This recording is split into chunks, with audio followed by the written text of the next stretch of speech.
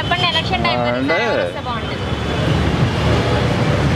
జగన్ వస్తేనే బాగుంటుందమ్మా. ఎందుకంటే సమర్థుడు, 10 మందికి ఏదో మేలు చేస్తాడన్న నమ్మకం ఒకటి ఉంటుంది.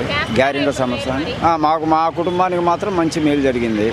నా ఒక్క కుటుంబానికనే కాదు, చాలామంది మా సర్కిల్లో అందరి కుటుంబాలకి మంచి మేలే జరుగుతూ ఉంది, చేస్తున్నాడు. పేదోడికి ఏముందండి, అన్నీ అందుతున్నాయి కదా చిన్న చిన్న వాడికి.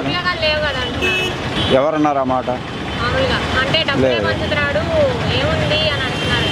డబ్బులు పంచడానికి అది చెప్పాలంటే చాలా ఉంటుంది. ఇప్పుడు జనం డబ్బులు జనానికి పంచుతున్నాడు, అతను సొమ్మేం పట్టలేదు. రేపు పొద్దున్న బాబు గారు ఇస్తానంటే మరి 14 ఏళ్ల కిందట ఇదే డబ్బు అప్పుడు ఉంది కదా, అప్పుడు ఆయన ఎందుకు ఇవ్వలేకపోయాడు?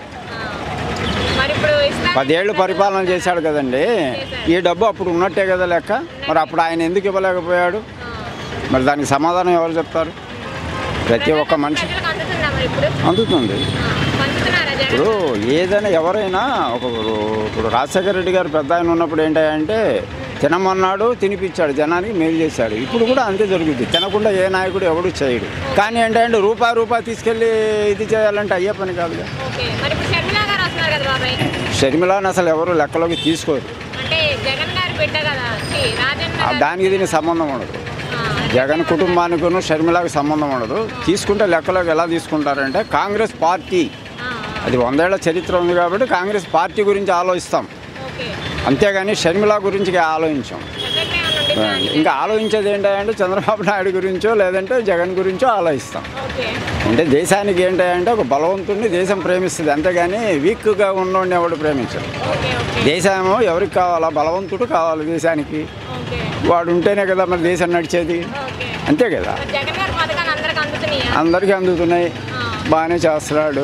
100 ఏళ్ల చరిత్రలో ఇది గట్టిగా చెప్పండి మీరు. 100 ఏళ్ల చరిత్రలో ఏ గవర్నమెంట్ ఏ నాయకుడు ఎవడో ఒక సెంటు భూమి ఎవరికి ఇచ్చి అరగడు, మరి ఈయన ఇస్తున్నాడు. ఎవరు అన్నదెవరు?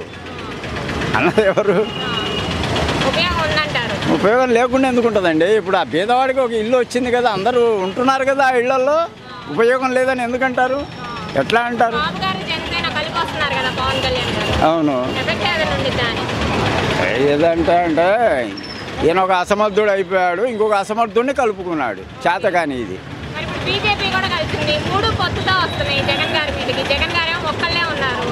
ఇప్పుడు పొత్తు తీసుకున్నాడు. ఇప్పుడు జగన్ పవన్ కలిశాడు కదా, పవన్ కంటూ ఒక మేనిఫెస్టో ఏదన్నా ఉందా అతనికి?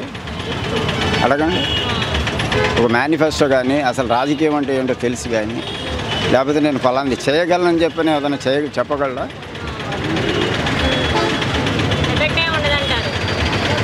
అవునండి, ఏముంది అది సినీ గ్లామరు. మరి చంద్రబాబు నాయుడు గారు ఐడియాలను తీసుకొని ఆయన పరిపాలన చేస్తాడా, లేకపోతే ఎట్లా ఏంటి అని? సరే, కట్ చేయండి చాలు.